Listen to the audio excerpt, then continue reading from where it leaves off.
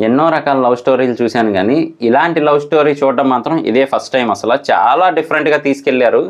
అంటే ప్రేమలో సినిమాలో హీరోయిన్ ఉన్నారు కదా అని చెప్పి ఆ ఫోటో చూసి ఊరికనే క్లిక్ చేసి చూశాను కానీ చాలా బాగుంది మూవీ అయితే మాత్రం. అలాగే మమ్ముట్టి గారి బ్రహ్మయుగం అనే మూవీలో ఒక పర్సన్ అయితే దారి తప్పి వస్తాడనమాట ఆయన దగ్గరికి. సో ఆ పర్సనే ఇందులో కూడా నటించి ఉన్నాడు.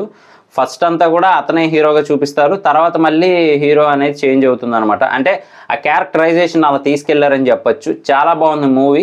ఈటీవీ విన్లో అయితే అవైలబుల్గా ఉంది. ఇంతకీ మూవీ కాన్సెప్ట్ ఏంటి అంటే మాత్రం ఒక యంగ్ ఉడుకు రక్తం అబ్బాయి అలాగే మన ప్రేమలో హీరోయిన్ వీళ్ళిద్దరూ అయితే మంచి ఫ్రెండ్స్గా లవర్స్గా ఉంటూ ఉంటారనమాట.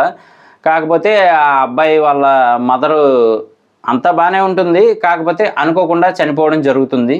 సో హెల్త్ ఇష్యూ వల్ల.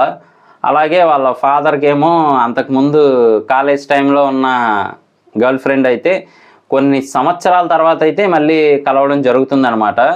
సో ఇవన్నీ కూడా ఫస్ట్ హాఫ్ మనకు చూపిస్తూ ఉంటారు. సెకండ్ హాఫ్ వెళ్ళిన తర్వాత మాత్రం స్టోరీ టర్న్ అయితే మామూలుగా ఉండదనమాట. ఆ చనిపోయిన హీరో వాళ్ళ మదర్ డైరీ దొరుకుతుంది. డైరీ దొరికితే ఆ డైరీని అయితే చదవడం జరుగుతుందనమాట వాళ్ళ హస్బెండ్. సో అందులో అయితే స్టార్టింగ్లో పెళ్ళికి ముందు లేత వయసు అంటారు కదా, సో ఆ టైంలో జరిగిన లవ్ అండ్ అఫెక్షన్ అవన్నీ కూడా రాసుకుంటారు ఆవిడ. సో పెళ్ళికి ఒక్కరోజు ముందు వరకే నువ్వు నన్ను చూడాలన్నా లేదా కలవాలన్నా, పెళ్ళైన తర్వాత మాత్రం నా లైఫ్ వేరు, నేను వేరే వాళ్ళకి సొంతం అనే టైప్లో ఆవిడ డెడికేషన్ కానీ లేదు అంటే కమిట్మెంట్ కానీ మామూలుగా ఉండదన్నమాట. డైరీలో మనకు ఆ క్లారిటీ కూడా వచ్చేలా చెప్తారు.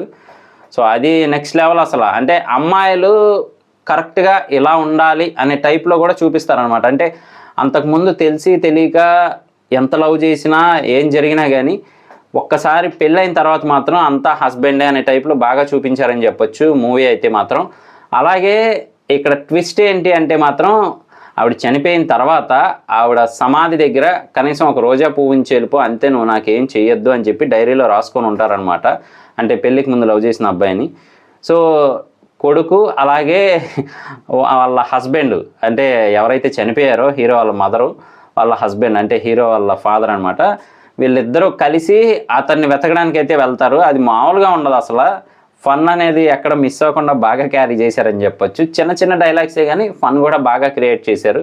అలాగే ఫ్యామిలీ బాండింగ్ కూడా బాగా చూపించారు. అంటే ఫాదరు అలాగే వాళ్ళ అబ్బాయి ఇద్దరు మాట్లాడుకొని వాళ్ళు కూడా తల్లి కోసం ఎలా మాట్లాడుకున్నారు, ఏంటి, ఇద్దరు ఒకటే ఏం చేశారు అనేది బాగా చూపించారు. అలాగే ఫైనల్గా అతనైతే మాత్రం ఫస్ట్ నుంచి గొడవల్లో ఉండే తన లైఫ్ని పాడు చేసుకుంటాడు. సో ఆ అమ్మాయి కూడా ఎందుకు ఆ గొడవలు అనే టైప్లోనే చెప్తుంది కానీ అతను వినడనమాట. సో అలాగే గొడవల వల్ల అతని లైఫ్ అయితే స్పాయిల్ అయిపోతుంది. వెళ్ళి మళ్ళీ వాళ్ళైతే కలిసి డైరెక్ట్గా చెప్పరు ఇలా మా మదరు లేదు అంటే తను మా వైఫ్ ఇలా చెప్పకుండా వేరేగా పరిచయం చేసుకొని అతనికైతే ఇది అని డీటెయిల్ చెప్తారనమాట. సో అతని ఎమోషనల్ సీన్స్ కూడా చాలా బాగుంటాయి. సో ఓవరాల్గా అయితే మూవీ బాగుంది. ఇంతకీ మూవీ నేమ్ ఏంటి అంటే మాత్రం ప్రణయ విలాసం. ఈటీవీ విన్లో అయితే అవైలబుల్గా ఉంది. ఒకసారి కుదిరితే కనుక చూడడానికి ట్రై చేయండి, చాలా బాగుంది. ఇలాంటి మరిన్ని ఇంట్రెస్టింగ్ వీడియోస్ కోసం, రివ్యూస్ కోసం మన ఛానల్ వెంటనే సబ్స్క్రైబ్ చేసుకోండి. నేను మీ ప్రసాద్, మళ్ళీ నెక్స్ట్ వీడియోలో కలుస్తాను. Love you all.